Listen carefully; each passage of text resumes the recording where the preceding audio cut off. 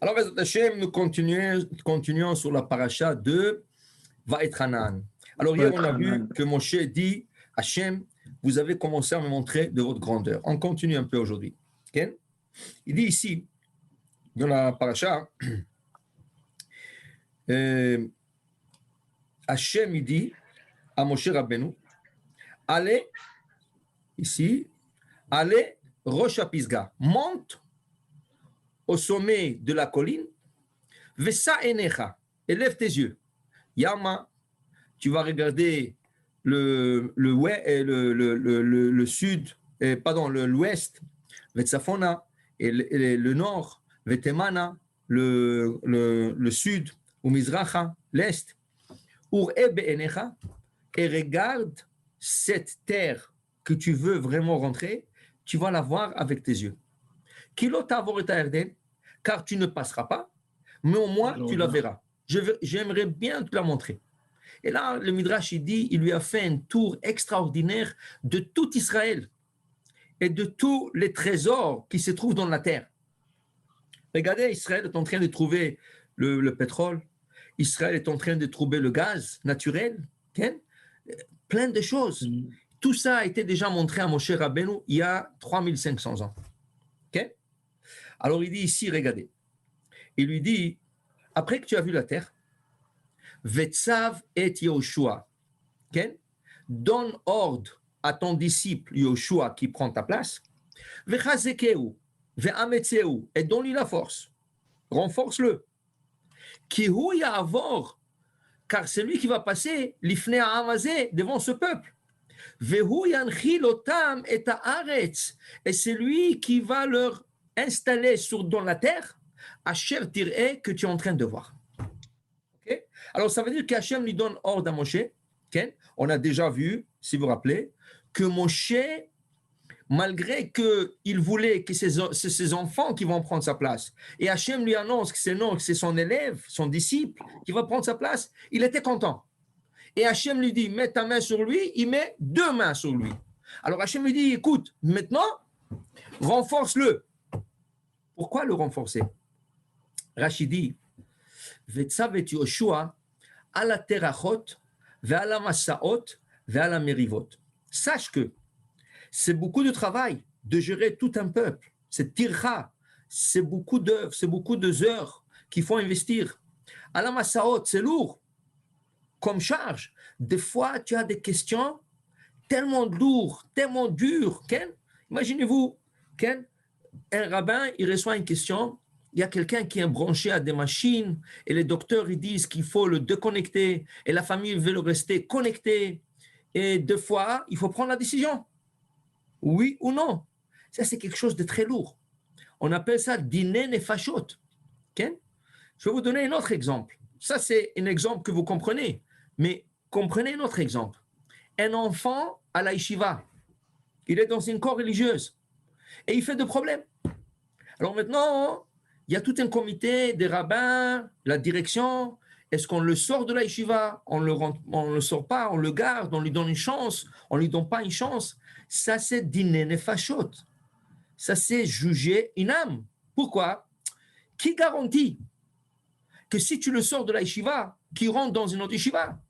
L'autre yeshiva va dire, mais d'où tu viens? Il dit de cette yeshiva. Ils appellent l'autre yeshiva, ils disent, pourquoi il est sorti de la yeshiva? Ah, écoutez, il n'est pas exactement au niveau et il y avait des problèmes avec lui. Ah, des problèmes avec lui, alors pourquoi on va l'accepter, nous? Il ne rentre pas. Ni la première yeshiva, ni la deuxième, troisième. Donc, il n'y a aucun yeshiva qui peut-être va l'accepter. Et si une yeshiva ne l'accepte pas, peut-être il va commencer à dormir plus tard dans la journée, gaspiller son temps. Peut-être il va tourner dans les rues tard la nuit, Ken, et va savoir qu'est-ce qui va sortir de lui. Va savoir qu'est-ce qui va sortir de lui. Ken. Alors, il dit ça c'est dîner nefashot. Je vais raconter une petite histoire très très belle. Une vraie histoire. Une vraie. En Israël, il y avait un enfant comme ça. Et partout, c'est pas rien qu'un. Mais il y avait un comme ça. Et il faisait toujours des problèmes, il faisait des blagues, des choses. Et les rabbis étaient jusqu'au-là avec lui. Comme on dit, c'est la paille qui a cassé le dos du chameau, ou comme on dit en français, le goutte d'eau qui a débordé le verre était quand ce petit-là, il est parti chercher une chèvre, une vraie chèvre. Il l'a placée dans l'arche, dans l'arc avec le Sefer Torah. Il a fermé l'arc. C'était un lundi. Ils sont en train de faire la prière et ils entendent mais. Et personne ne comprend. D'où vient ce bruit? Personne. Il y a des rabbins, il y a des élèves, personne ne comprend. Donc, il arrive le moment d'ouvrir le Echal pour sortir le Sefer. Ils ouvrent le Echal et la chèvre, elle saute. Elle commence à courir à gauche, à droite. Les élèves, ils ont peur, ils sautent sur le table. Il y en a qui sont sortis dehors. Et là, ça fait un balagan incroyable. Et là, tous les rabbis se regardent et ils disent qui a pu le faire. À l'unanimité, ils ont pointé sur le petit, ils ont dit rien que lui. Ils lui ont dit ramasse tes affaires, tu ne rentres plus ici à la yeshiva. C'est fini. On t'a donné plus qu'une chance, on ne t'accepte pas ici. Lui, il a commencé à pleurer. Et le rabbi lui a dit c'est fini, ça ne va pas, la décision est prise. Tu dois sortir de cette yeshiva. Tu ne rentres plus dans cette yeshiva. Alors il lui a dit au rabbi, en menaçant, je vous emmène à vous et à toute la direction à une din Torah. C'est quoi un din Torah? Un jugement devant des dayanim, devant des juges. C'est sûr, religieux. Pas laïque, chas v'shalom, religieux. Des din Torah. Toi, tu vas nous emmener, c'est nous qu'on va t'emmener. Avec tout le temps qu'on a passé avec toi, tout le problème qu'on a passé avec toi. Jamais de la vie. Pas de problème, vas-y.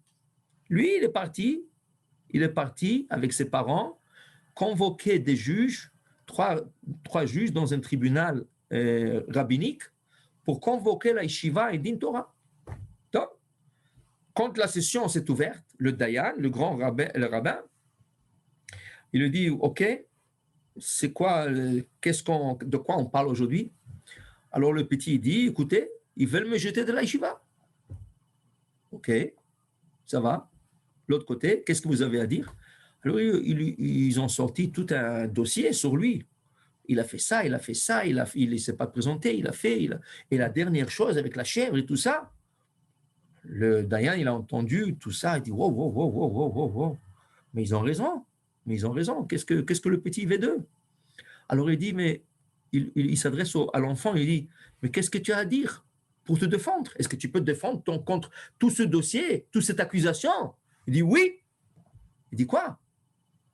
Il dit, écoutez, s'il me juge à moi, j'ai aucun problème avec ça. Il dit, OK, alors quoi? Il dit, non, mais vous comprenez bien que si je sors de cette yeshiva, je ne rentre plus dans une yeshiva parce qu'aucune yeshiva va m'accepter. Et en plus de ça, vous comprenez, je ne sais pas qu'est-ce qui va devenir avec moi, mais comprenez une chose, si je sors de la religion, ce n'est pas moi qui sors de la religion. Mes enfants, mes petits-enfants et toutes mes générations à suivre. Je ne peux pas le risquer.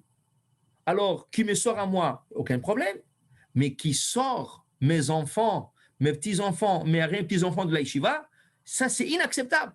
Ils n'ont pas le droit de le faire.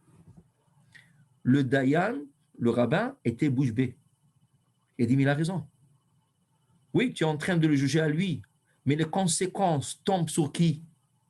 Sur ses enfants à lui, ses petits-enfants. Mais ils n'ont rien fait. Ils sont innocents. Ils ne sont même pas nés encore. Mais ils sont innocents. Alors le dayan, il a parlé au petit, lui a dit, s'il te plaît, moi je te donne une dernière chance. Si tu vas te corriger, moi je vais leur demander de t'accepter et Bezat Hashem, tu continues. Et c'était comme ça. Il a accepté sur lui parce qu'il était déjà au mur, comme on dit, et il est devenu. Alors pour vous dire, ça c'est dîner nefashot. Quand tu sors un enfant de la yeshiva, tu es en train de juger des âmes en pluriel, avec S. Ce n'est pas l'âme, c'est des âmes qui, l'âme présente, l'âme de ses enfants, ses petits-enfants. Parce que s'il sort de la religion, on va savoir qu'est-ce qui va devenir de ses enfants et ses petits-enfants. Alors, Moshe Rabbeinu, il a à renforcer Yoshua et lui dire, écoute, Massaot, c'est une charge très lourde. Il y a des questions il y a des questions qui sont très lourdes. Il faut savoir comment dealer avec ça. Et à la fin, vers la mérivote, tu sais qu'il y a beaucoup de disputes. Ils peuvent se disputer entre eux, ils peuvent se disputer avec des rabbins. Okay? Il y a beaucoup. Il faut que tu saches comment faire et comment emmener le shalom dans cette discussion. Alors ça demande Tzav et Yoshua. Ça demande de renforcement. Quelqu'un qui va entendre ça maintenant, qu'est-ce que Rachid dit? Il dit quoi? Tout ça? Pourquoi je vais devenir rabbin? Pourquoi je vais devenir juge? Pourquoi j'ai tout ça sur la tête? Je n'ai pas besoin de ça. C'est un casse-tête. Plus qu'un casse-tête, c'est une grande responsabilité. Donc, je préfère de ne pas le faire. Alors, qu'est-ce qui va le faire?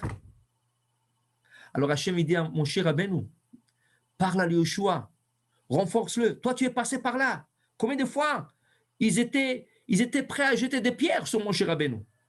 Okay? Et combien de fois Moshe a dit, enlève-moi de ce monde. Il était prêt à quitter ce monde par des problèmes et des disputes et des querelles. Korach, okay? Quand ils ont demandé de la viande, plein de choses. Mais tu as passé par là, mon cher Rabbeinu. Et bon, Hachem, tu es vivant, tu es bien, tu as fait tout un travail. Okay? Renforce Yoshua. Je veux que lui fasse la même chose. Vechazekeu, ve'ametseu, renforce-le et donne-lui le courage. Bidvarecha, ça, c'est tes paroles, mon cher Rabbeinu, qui vont aider.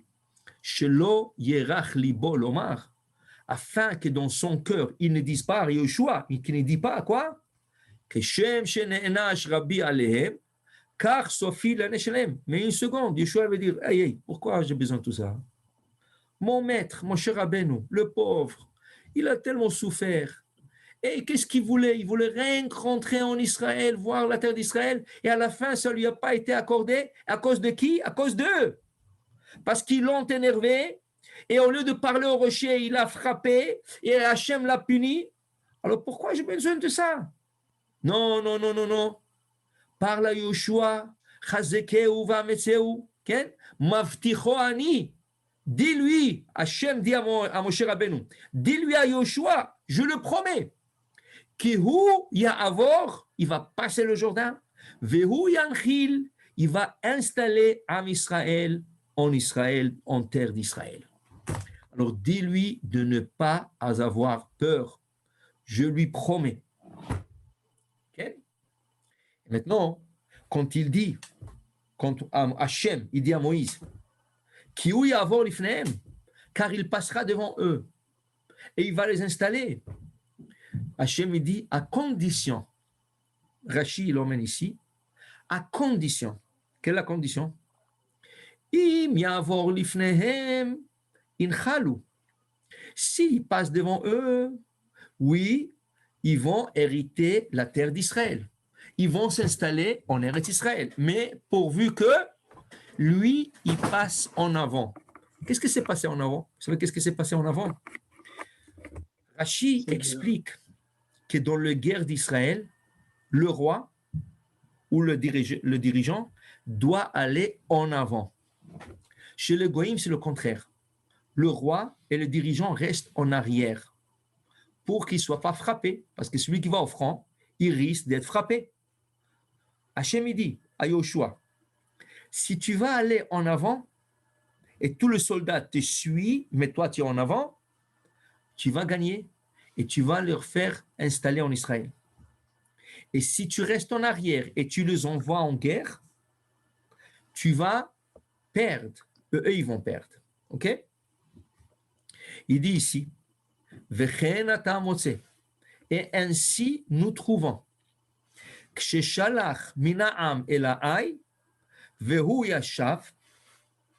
la deuxième guerre de Yoshua, première guerre c'est Jéricho. Deuxième guerre, c'est une ville qui s'appelle Haï, une ville fortifiée, une ville très forte. Il essaye de la conquérir, okay? Et malheureusement, dans une guerre, tombent 36 soldats. La Gemara dit, même pas 36, un seul. Un seul, qui c'est? Yair ben Menaché, qui est comparé à 36 hommes. OK. Qu'est-ce que ça veut dire? Non. Dans une guerre d'Israël, aucun soldat est censé de tomber. Tout le monde est censé de partir et revenir en paix. Comme nous allons trouver dans quelques semaines, Parashat Kitetse, dans Parashat Kitetse, il y a des critères que le soldat qui sont en guerre, c'est des tzadikim purs. Si la personne n'est pas pure, elle ne peut pas sortir en guerre. Pourquoi? Il n'y a pas de garantie sur lui. Si c'est un tzadik, Hachem lui garantit de sortir en guerre et revenir vivant. Si ce n'est pas un tzadik, il sort en guerre, il n'y a pas de garantie. Il peut revenir comme il peut ne pas revenir. Tout le guerre d'Israël, il y avait des policiers qui ramassaient que le tzadikim du peuple. Donc, comment ça se fait que dans le Haï sont tombées 36 personnes ou une personne qui est comparée à 36? Pourquoi? Dit Rashi, pourquoi? Vayavku mehem anshe Haï. Et les gens de Haï ont frappé les Israélites. Pourquoi? Parce que Yoshua a envoyé le peuple et lui restait dans le camp. Il n'est pas parti dans la deuxième guerre. Dans Jéricho, à Jéricho, il est sorti avec eux en guerre. Dans le Haï, il était déjà sûr. Il est resté en arrière. Il leur a dit, sortez et faites-moi descendre la ville qui s'appelle Haï. Puisqu'il n'est pas parti, dit Hachem, qu'est-ce que je te dis, Yoshua?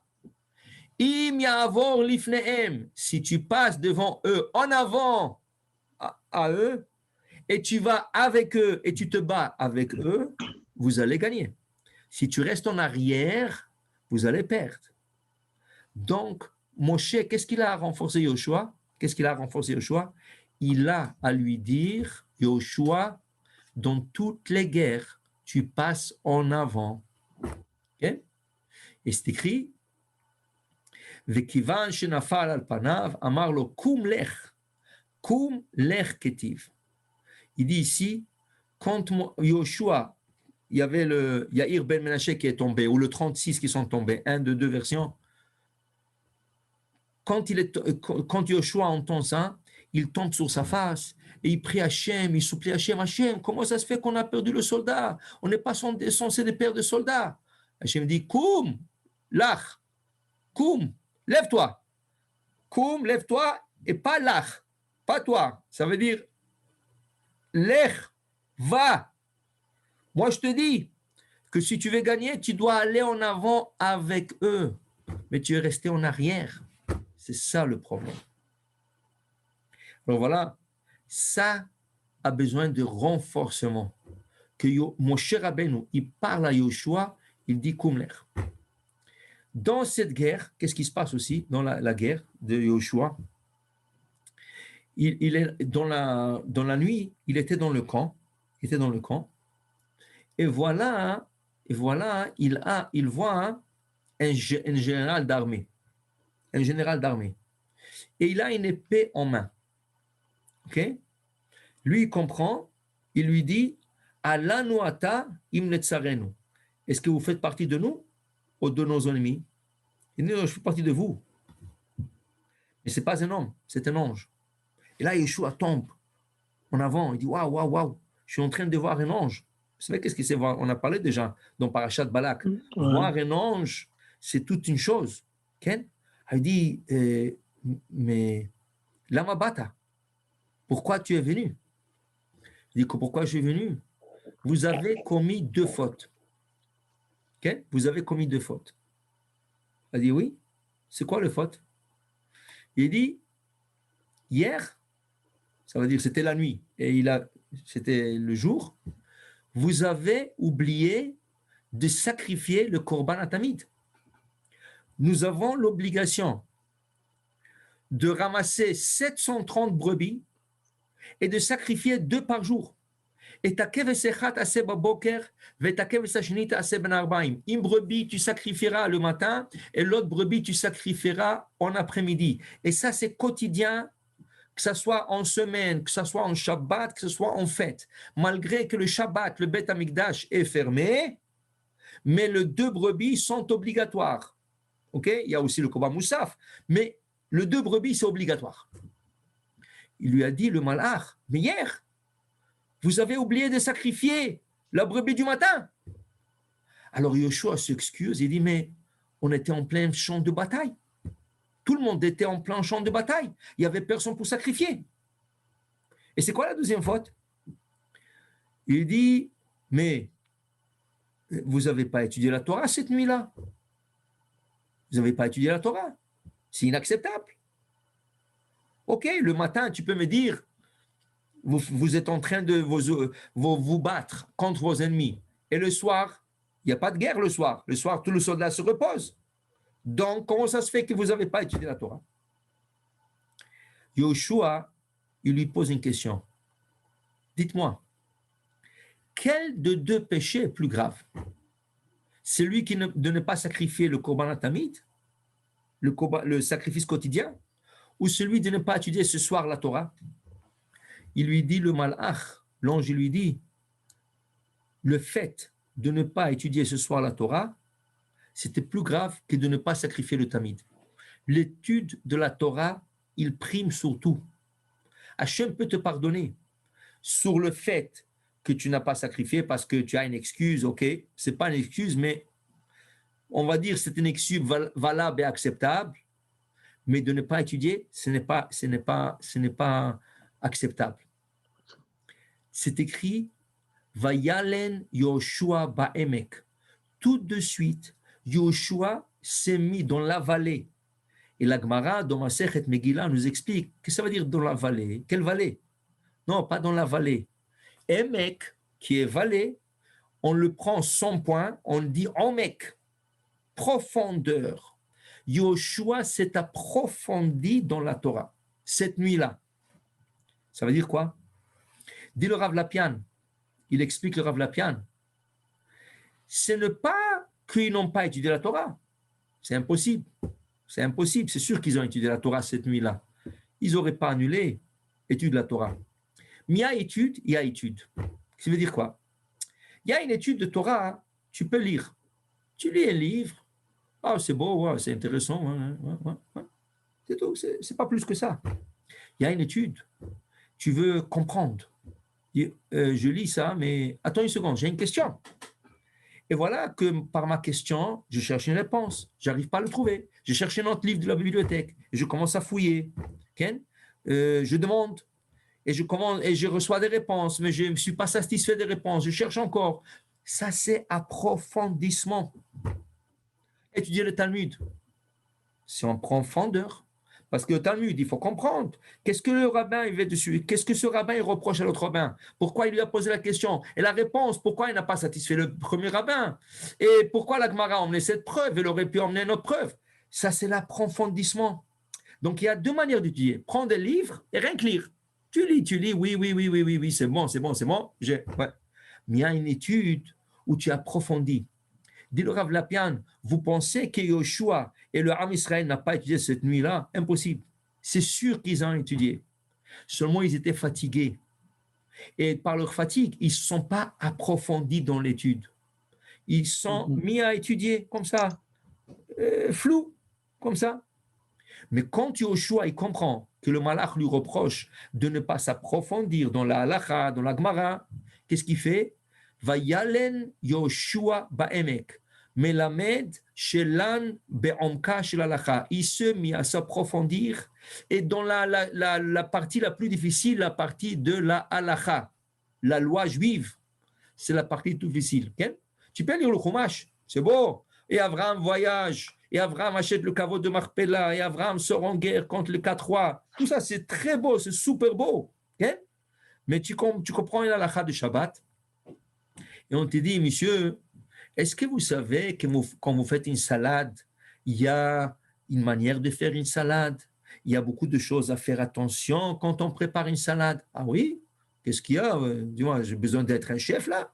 Non, pas du tout, pas un chef. On ne parle pas de ça, on parle de halachot. Et halachot, qu'est-ce que ça veut dire ça encore? Préparer une salade, il y a d'halachot. Il dit oui. Il dit, tu sais que quand tu épluches un concombre, ça s'appelle borer, ça s'appelle triage, parce que tu enlèves la partie que tu ne veux pas de la partie que tu veux manger. Et on n'a pas le droit de le faire. Mais la seule manière que tu peux le faire, c'est si tu le fais juste avant de manger.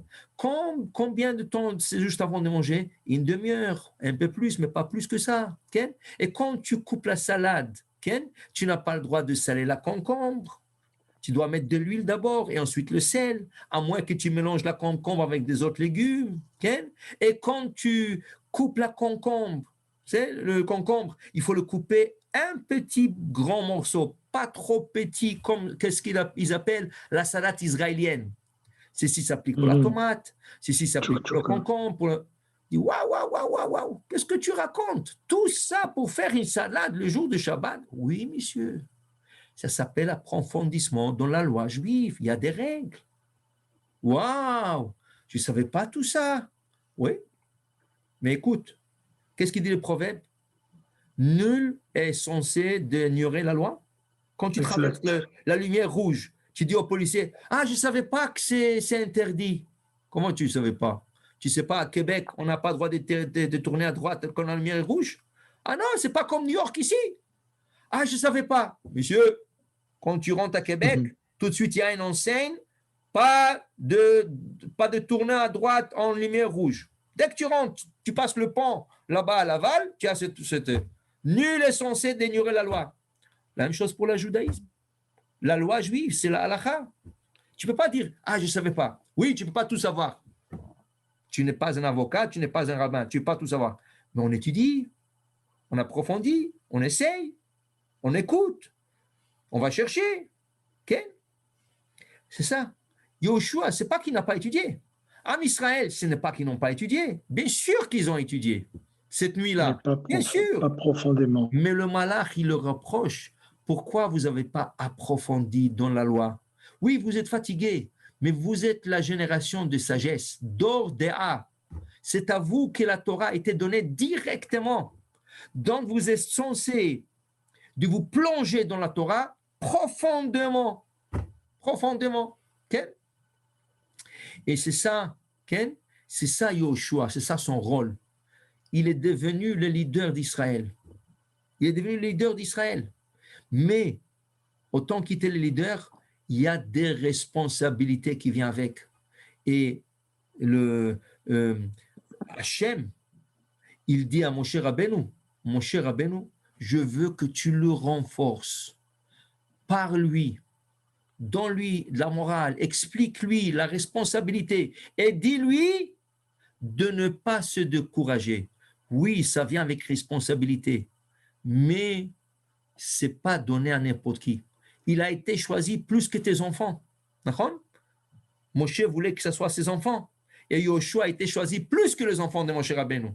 Donc Hachem lui donne une mission qui est une tâche qui est lourde, mais le fait qu'il a été choisi, ça veut dire qu'il est capable.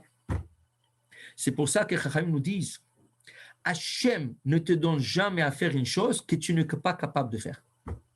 Si tu te trouves dans une situation où tu dis, waouh, pourquoi Hachem m'a mis ici? Pourquoi Hachem? Qu'est-ce que je vais me casser la tête avec ça? Sache une chose, Hachem te l'a donné cette situation parce que tu es capable de la faire. De la même chose que Chachamim disent, nous enseignent, quand il y a un enfant qui a des difficultés à l'école, où il ne comprend pas, où il ne veut pas comprendre, où il veut faire des problèmes, pourquoi il se trouve dans cette famille justement? Et toi tu dis, pourquoi Hachem m'a donné cet enfant? Pourquoi mon ami, mon voisin, il a des enfants tous de tzadikim, ils étudient tout bien, 100 sur 100, ils réussissent dans l'étude, et Hachem m'a donné ce petit-là qui ne comprend rien, qui fait que des problèmes. Monsieur, Hachem te l'a donné parce que ton voisin n'était pas capable de s'occuper de cette neshama. Quand un bébé, un enfant, il naît dans une famille, il a été choisi par Hachem de rentrer dans cette famille. C'est ça qui dit dans le Maxime de Père. Baal korach atanolad ou Baal korach atamet. Tu es né malgré toi et tu quittes ce monde malgré toi. Qui veut dire, quand tu es né, tu ne peux pas choisir. Ah, moi je vais être né dans une famille que le père est rabbin et la mère est rabbinite, les frères ils sont tous ça. Monsieur, c'est pas à toi à choisir, c'est le ciel qui va choisir pour toi. Mais pourquoi j'ai pas le choix? C'est très simple. Pour que tu puisses escalader et arriver à de haut niveau, il te faut un papa et un maman qui sont capables de le faire. Alors on va te placer dans cette maison, mais n'oublie pas une chose. Tu as ce qu'on appelle le libre arbitre. Si tu vas écouter ton père et ta mère, on leur donne les outils à t'élever comme il faut, à t'éduquer comme il faut, à te donner la possibilité à atteindre ton but de ta neshama. Okay? Et si tu n'écoutes pas, c'est ton problème. Donc, chaque enfant qui est né dans une famille, il a été placé du ciel dans cette famille. C'est le ciel qui voulait qu'il soit là-bas pour qu'il puisse atteindre ces niveaux. Et si Hazve Shalom, il n'atteint pas, si Hazve Shalom, il sort de la route, si Hazve Shalom, il ne fait pas la volonté d'Hachem, ou il ne fait pas qu'est-ce qu'il faut faire, ce n'est pas la faute des parents. Les parents ont tout fait pour cette neshama, pour qu'elle puisse atteindre là où il doit atteindre. Mais si cette neshama ou ce corps, par son libre arbitre, a décidé de faire autre chose, ce n'est plus la faute des parents. Les parents ont fait qu'est-ce qu'ils ont à faire. C'est pour ça que les parents, ils n'ont pas à se sentir mal. Qu'est-ce que j'aurais dû faire?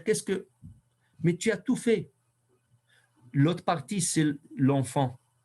C'est son choix. C'est son libre arbitre.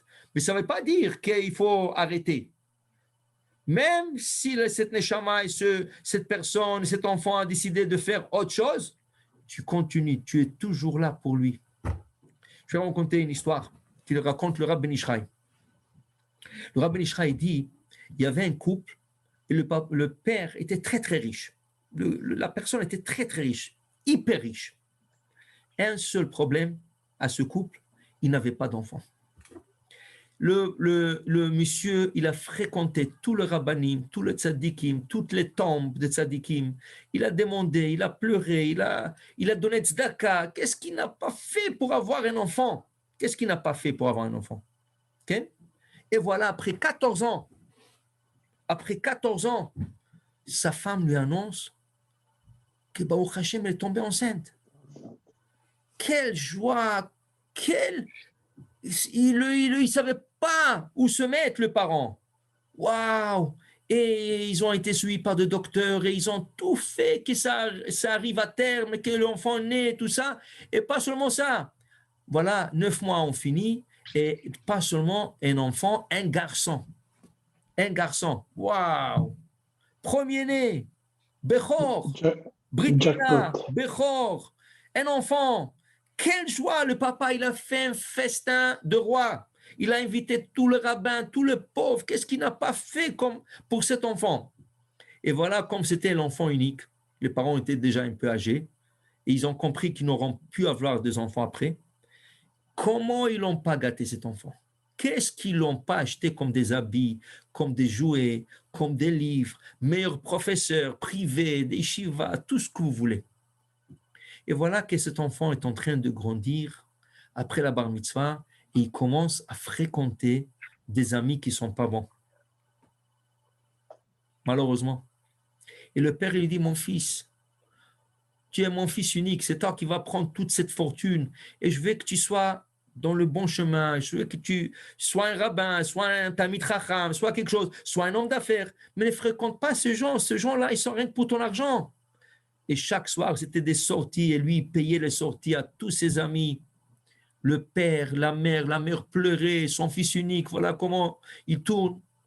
Et le père voyait qu'il n'y a rien à faire. Le petit, il a 17 ans.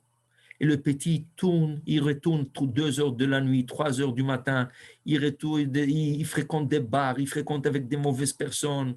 Et la mère, elle ne pouvait pas supporter ça. Elle a une crise cardiaque, elle est décédée. Le papa, il a vu que ce fils ne veut pas, même après à peine qu'il a fait la shiva de sa mère, à peine qu'il a dit Kaddish, et il retournait à ses habitudes, il a décidé de rien lui laisser. Il a écrit un testament et il a donné sa fortune à tous les yeshivot et synagogues de la ville. Il lui a rien laissé. Et voilà, les années ont passé, le père a vieilli, le père a quitté ce monde, et le fils qui était content parce que, oh Hachem, il va hériter la fortune de son père. Il aura encore plus d'argent. Et voilà, pour sa surprise, après le décès du père, On lui annonce que le père l'a déshérité. Il lui a rien laissé. Il a tout donné à toutes les synagogues, à tout le Beth Midrash, à tout le Rabbanim, à tout le Chachamim, et lui, rien. Et là, il a dit, tu sais quoi? Il ne m'a rien laissé. Au moins, je vais rentrer chez moi à la maison et je vais prendre, il y a des candelabres en or, il y a toutes sortes de choses. Je peux encore ramasser une petite fortune. Pour sa surprise, il veut rentrer chez lui, il y a un gardien à la porte. Lors du cours, le père a dit dans son testament que cet enfant n'a pas le droit de rentrer dans cette maison après son décès. Mais on lui laisse la chance de rentrer le jour de l'année de son père. S'il veut venir à la maison, il a le droit de rentrer à cette maison après l'année. Après qu'un an il passe. L'autre dit, je m'en fous. Ça ne me regarde pas. Il avait encore un peu d'argent. Mais il continuait à sortir. Il continuait à gaspiller son argent. Mais il n'y avait plus quelqu'un qui le alimente, qui lui donne. Alors petit à petit, il a commencé à perdre. Il a tout perdu. Et il a commencé par ses habitudes de boire, de sortir, d'avoir de plaisir matériel. Il ne pouvait pas sans ses plaisirs. Alors il a commencé à emprunter d'argent. Il empruntait pendant toute l'année. Et là, les dettes devenaient grandes. Et les créanciers devenaient de plus en plus méchants. Ils réclamaient leur argent. C'est arrivé à un point qu'ils lui ont menacé la vie. Que s'ils ne leur payent pas, ils vont le tuer. Au moins qu'ils auront la satisfaction de le tuer avec tout l'argent qu'il leur a pris. Ils ont dit, on t'a fait confiance par cause de ton père et on pensait que ton père t'a laissé quelque chose, mais là, on voit que rien. Alors toi, tu ne vas pas nous rendre l'argent, on va te tuer. Alors, quand la pression est devenue trop lourde et grande, il a décidé de se prendre la vie. Alors, il attendait avec impatience le jour de l'année, le Yortzeit de son père, où il a eu la permission de rentrer chez lui à la maison, chez son père à la maison. Et voilà qu'il rentre dans la maison, que personne n'a nettoyé, personne n'a... Et la maison est vide pendant toute une année. Vous pouvez imaginer toutes les chambres pleines de toiles d'araignée. Les chambres sont vides. Il cherche à gauche, à droite, il ne trouve rien. Le papa n'a rien laissé. Il a donné tout le meuble, tout ce qu'il avait, il a donné. Et voilà qu'il arrive au bureau de son père. Qu'est-ce qu'il voit à sa surprise? Du plafond, il y a une corde à pendaison. Et il y a une chaise. Et sur la table, il y a une lettre. Il va et dit peut-être c'est un chèque que son père lui a laissé, je ne sais pas. Mais qu'est-ce que c'est cette corde? Alors, il ouvre vite la lettre, et qu'est-ce qu'il lit? Son père lui a laissé une lettre. Et dans la lettre, le père, il lui dit, mon fils, moi je savais où tu vas arriver. Tu vas terminer ta vie à tes propres mains. Mais au lieu qu'eux, ils te tuent, je suis sûr qu'il y a des gens qui veulent te tuer. Prends-toi la vie toi-même. Mets cette corde autour de ton cou, mais avant de quitter ce monde, demande pardon à Hachem. Regrette tout ce que tu as fait. Tu aurais pu avoir la plus belle vie sur terre. Tu avais toutes les possibilités. On t'a donné toutes les possibilités. On t'a gâté, on t'a tout donné, mais tu ne voulais pas écouter, tu voulais suivre tes amis. Alors voilà la fin. Alors j'espère que tu vas faire la bonne décision et tu vas te pendre et tu vas quitter ce monde au moins dans la tchouva. Dis le vidouille, acharne-nous, bagadne-nous, gazalne-nous et quitte ce monde pur. Lui est en train de lire la lettre. Les larmes qui lui coulent des yeux sur le papier, qui mouillent le papier, il ne sait pas où se mettre. Son père l'a toujours averti et voilà, même après un an de son décès, son père, il avait raison. Son père, il a vu. Et toujours son père qui lui a averti et que lui, il ne voulait pas écouter. Avec des larmes sur tous ses habits, il monte sur la chaise. Il met la corde sur son cou. Il fait le vidouille, acharne-nous, regarde-nous avec des larmes, il pleure, Hachem, je m'excuse. Okay? Et il termine. Et là, il pousse la chaise et il veut, ça veut dire il va mourir. Et qu'est-ce qui arrive? Au lieu qu'il soit pendu, tout le plafond écroule et il tombe. Lui, il tombe par terre. Et là, il pleure plus. Il dit quoi? Même mourir, je ne peux pas. Qu'est-ce que c'est ça, Hachem? Qu'est-ce que tu es en train de faire, tout ça? Mais là, en train de regarder le plafond qui a cassé, une petite lettre qui est en train de se promener en l'air, tomber doucement, et il le prend en main. Mais c'est quoi cette lettre encore? Il ouvre la lettre et il voit, mon fils, maintenant que tu as fait tchouva, parce que tu étais prêt à te pendre, et je suis sûr que tu as fait le vidouille, je te donnerai une dernière chance.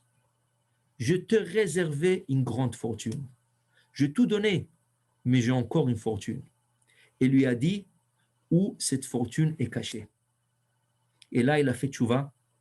Il a compris la chokhma de son père. Pour vous dire à Botaï, on peut être de bons parents, mais si l'enfant n'écoute pas, qu'est-ce qu'on peut faire? On a fait notre devoir, mais voilà. Mais pour vous dire, jusqu'à la dernière minute, il ne faut pas lâcher. Il faut être derrière ses enfants. Il faut être derrière, ce n'est pas l'enfant, derrière cette neshama. Il faut comprendre que dans ce monde, on a affaire à des âmes et pas à des personnes.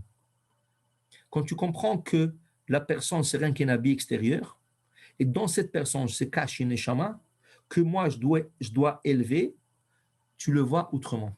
Oui, il n'est pas correct, il ne fait pas de choses correctement, mais comprends que c'est Yetzirara et sois derrière lui. Et c'est ça que Moshe est en train de dire à Yoshua. Tu as maintenant, je te donne en main 3 millions de personnes à t'en occuper. La charge est lourde. Il y aura des disputes. Ils ne vont pas être d'accord avec toi. Ils vont se bagarrer avec toi. Ken? Il y aura des questions très lourdes. Ken? Tout ça, mon cher élève, sache une chose. Ça, Hachem te l'a choisi. Hachem t'a mis dans cette position parce que tu es capable. Et quand tu voudras le faire, tu pourras le faire. Et ça, c'est la leçon de ce Shabbat Rabotai, pour dire on est tous là pour des missions. Si c'est pour la communauté, si c'est pour notre famille, à l'intérieur de notre famille, si c'est au lieu de travail avec nos employés, si c'est avec nos amis, on ne sait jamais. On est là dans une mission. Mais comme il a dit le Netziv, qu'il a pleuré. Pourquoi il a pleuré? Il a dit, j'allais rater ma mission. S'il aurait jeté de la yeshiva, il aurait raté sa mission. Et il était content doublement qu'il a écrit son livre. Pourquoi? Parce qu'il est fier maintenant, après 120 ans, il peut monter au ciel et dire, voilà, le livre que vous avez voulu que j'ai écrit dans mon vivant, un commentaire sur toute la Torah, je l'ai écrit dans mon vivant. Chacun est en train d'écrire son propre livre dans la vie. qu'Hachem nous donne le courage et la force et on puisse continuer à faire de bons mitzvot et maasim tovim. Amen. Amen. Amen. تحية كبودو Tout la mitzvot, Bezrat Hashem.